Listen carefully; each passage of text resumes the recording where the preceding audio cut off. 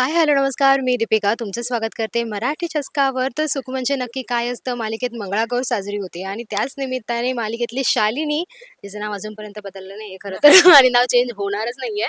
पण खूप सुंदर दिसतंय. Thank you so much. म्हणजे थँक यू. शालिनी हे ग्रे शेड आहे, पण यावेळेला असा मस्त छान हो, पिंकिश हो. क्यूट रंग दिलाय, व्हाईट रंग दिलाय थँक यू. शालिनीला. हो. जेव्हा तुला रंग दिला, माधवीताई तुझी काय रिएक्शन होती? खूपच छान. मी या रंगाचं आय थिंक मला नाही आठवते, की मी साडी नेसली पूर्वी म्हणजे या सीरियलमध्ये अशा रंगाची. आणि मला कॉम्बिनेशन खूप आवडलं आणि तसंही नटा सजायला तर मला माधवी निमकर म्हणूनही खूप आवडतं आणि शालिनीला सुद्धा खूप आवडतं. सो त्याच्यामुळे आय वॉज व्हेरी हॅपी ज्यावेळेला मला सांगितलं ही साडी आहे आणि असा लूक असणार आहे. तर ह्या गेल्या 4 वर्षामध्ये आम्ही एवढे नटलो, सजलोय म्हणजे प्रत्येक सण आम्ही इथे सेलिब्रेट केलाय सीरियलमध्ये. म्हणजे आता आता तर मंगळागौर चालू आहे. पण दिवाळी, दसरा सगळंच, रक्षाबंधन सगळंच आम्ही सेलिब्रेट केलेलं आहे. त्याच्यामुळे प्रत्येक वेळी ते नटणं, ते सजणं एक वेगळेपण देऊन जातं. असं वाटतं की अरे वाह! घरी मे बी आम्हाला एवढं सजायला मिळत नाही, तेवढं आम्ही इथेच असतो. पण आम्हाला खूप आवडतं. म्हणजे एक फॅमिली एकत्र आलेलो आहोत आणि हा सण सेलिब्रेट करताना मजा येते. एकतर काही ना काहीतरी ड्रामा घडत असतो, मी काहीतरी घडवत असते आणि असं नटून सजून सगळं मस्त व्यवस्थित लिपस्टिक वगैरे व्यवस्थित छान लावून सगळं बसून सगळा ड्रामा घडवायचा असतो. त्याच्यामुळे एक वेगळी मजा येते. नक्कीच. कारण खरं तर शालिनीमुळे मालिकेत पुढे-पुढे काय ट्विस्ट येणार आहेत हे बघणं एकदम असं रंजक ठरतं, की आता काय करणार आहे शालिनी? नेक्स्ट चाल काय असेल? ही चाल आता फसली आहे, आता ह्याच्या पुढची चाल काय असेल?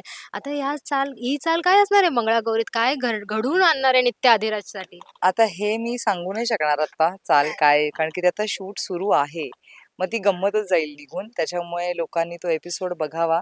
अ, दर म्हणजे एक प्रत्येक ठिकाणी म्हणजे प्रत्येक ज्यावेळेला जिथे संधी मिळते त्यावेळेला शालिनी काही ना काहीतरी ड्रामा करण्याचा प्रयत्न करते, ट्विस्ट आणण्याचा प्रयत्न करते. कधी-कधी यश यश येतं तिला, कधी-कधी अपयशी ठरते. पण ती तिची जिद्द सोडत नाही. आता ते नित्या आणि अधिराज म्हटल्यानंतर तिला हे माहितीये की ही नित्या जी आहे ती गौरी आहे. त्यामुळे तिला परत ती समोर दिसल्या कारणाने या जन्मातही तिला तो सूड उगवायचा आहे. कारण की ती आयुष्यात नकोच आहे तिला समोर.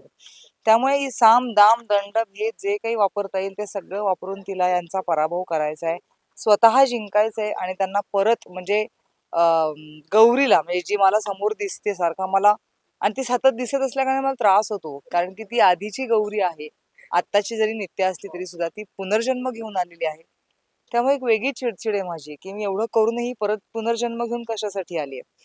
सो ड्रामा संपणार नाही. Of course not. जोपर्यंत शालिनी जिवंत आहे तोपर्यंत ड्रामा संपणार नाही. नाहीतर लोकांचं मनोरंजन होणार कसं? आणि ते तर माझं पहिलं काम आहे मला असं एम वाटतं. आहे, एम आहे. एम आहे माझं. म्हणजे जर ड्रामा घडला नाही तर तुम्हाला ती शालिनी आवडणार नाही. ड्रामा घडतोय, घडवते म्हणून तुम्हाला शालिनी आवडते आणि ती आवडत राहण्यासाठी मी काहीही कांड करत बसायला तयार आहे. नक्कीच आणि प्रेक्षक बघायला तयारच शालिनीचे नवीन-नवीन चाली काय खेळते. बरं ताई मला तुझं पर्सनली विचारायचंय मंगळागौर साजरी झाली आहे तुझी आणि कशी होती पहिली मंगळागौर? खूपच सुंदर होती पहिली मंगळागौर. म्हणजे माझ्या आईची फारच हौस होती, की मंगळागौर साजरी व्हावी आणि काय म्हणतात त्याला एक रात्र जागवणं जे असतं आणि पूर्वी कसं खरं तर पहाटेपर्यंत जागायचे सगळे. आता पहाटेपर्यंत कोणी जागत नाही कारण की दुसऱ्या दिवशी काम असतं, शेड्यूल असतं. पूर्वी हाऊसवाईफ असायच्या, पण आता जास्तीत जास्त बायका वर्किंग वुमन आहेत. त्याच्यामुळे त्यांना सकाळी लवकर निघायचंय म्हटल्यावरती 5 वाजेपर्यंत खेळू नाही शकत.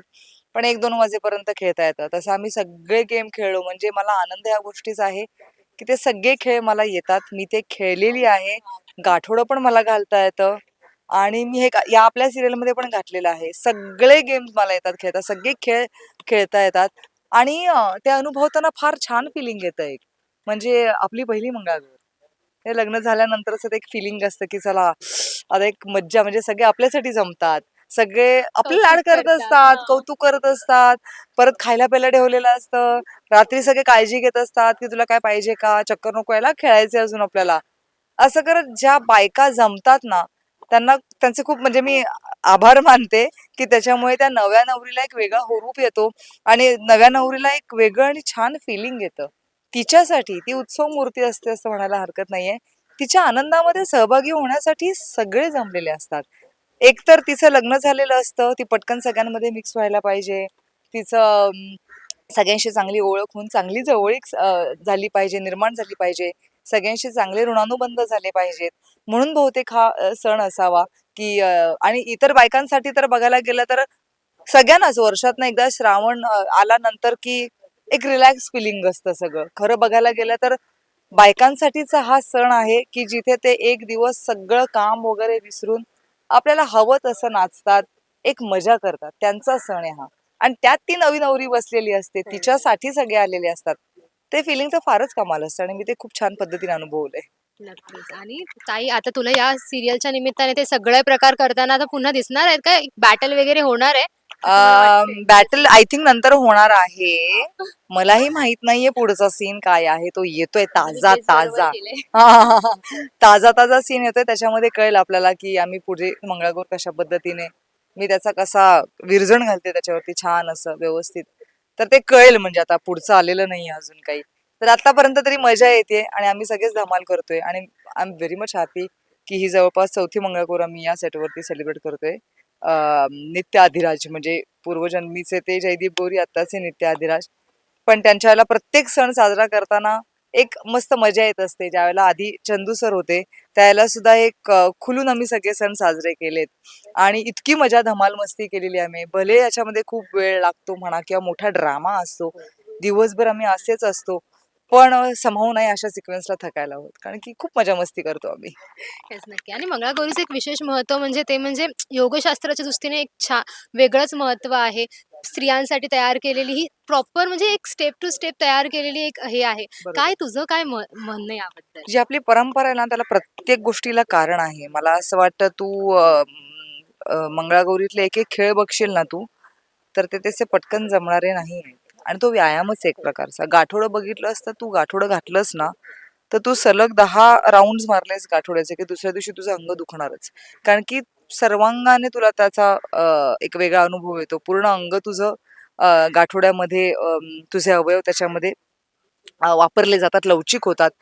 पण असे सगळेच आहेत. कोंबडा बघायला हां. गेलीस तू, तर ते टफ आहेत हां. म्हणजे तू खेळायला गेलीस तर. नॉर्मल जरी साधी सूप घेऊन स्टेप जरी असली ना, तरी सुद्धा मला असं वाटतं, की तो व्यायामच आहे एक प्रकारचा, जो सगळा शीण घालवण्यासाठी आणि नव्या उमेदीने परत बायकांनी नवीन काम सुरू करण्यासाठी किंवा पुढच्या कामाला लागण्यासाठी एक ऊर्जा देणारे सगळे व्यायाम आहेत. सगळी आसनं आहेत असं मला म्हणायला हरकत नाहीये. तर ती सगळी अनुभवताना मजा येते. खूप वेळ तू वाकून असतेस अशी. असं नाही होत. बाकीच्या बायका जे काम करतात ते एक्झर्शन असतं. श्रावणामध्ये जे खेळ खेळले जातात ती एक्सरसाइज आहे असं म्हणायला हरकत नाही. सो मजा येते आणि बायकांना अशा पद्धतीने वाकून-बिकून असं करतात काय-काय ते बघून खूप मजा येते. आणि मला असं होतं की प्रत्येकाला मला ट्राय करायचंय, मला करायचंय, मला पण ट्राय करायचंय. सो आणि ते करताना एक धमाल येते. तर मी पण त्याच्यामध्ये पूर्ण मस्ती करून घेते माझी. नक्कीच. थँक यू सो मच ताई. आणि तुझ्याकडून आता सगळं सांगितलं गेलंय, योगशास्त्राच्या दृष्टीने किती महत्त्वाचं आहे. तर नक्कीच नव्या नवरी प्रयत्न करतील, ही मंगळागौर त्यांच्या स्टाईलने येस. अजून किती छान बनवता येईल. थँक यू सो मच आणि खूप खूप थँक यू. शुभेच्छा. Thank you so much. Thank you. Thank you.